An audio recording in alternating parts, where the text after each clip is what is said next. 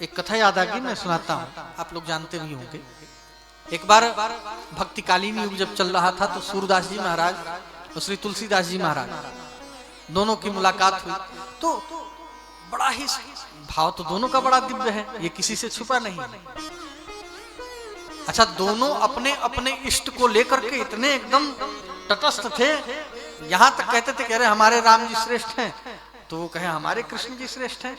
अच्छा, ये अच्छी बात है, अपमान नहीं इसमें है, अपने अपने इष्ट को वो करना कि हमारे इष्ट सर्वोपरि।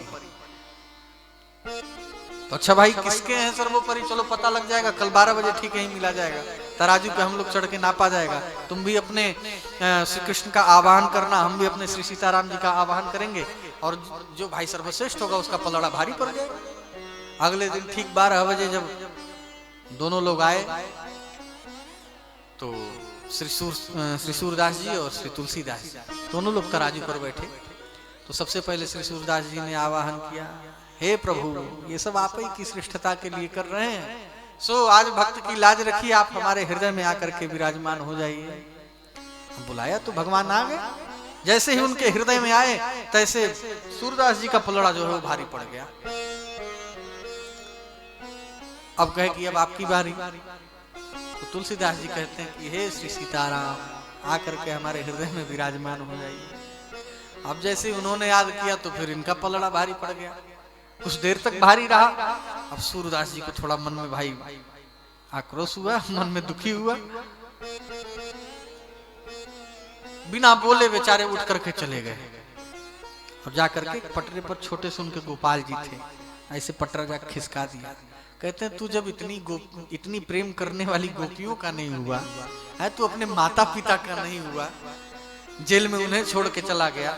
फिर यशोदा जी नंद जी ने इतना पाल पोस के बड़ा किया, फिर उनको छोड़ के मथुरा चला गया।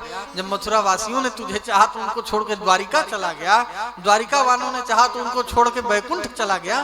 तो उन सब का नहीं हुआ तो मेरा क्या होगा? क्या बात ही नहीं करनी मेरे। उधर से आवाज आई, बाबा।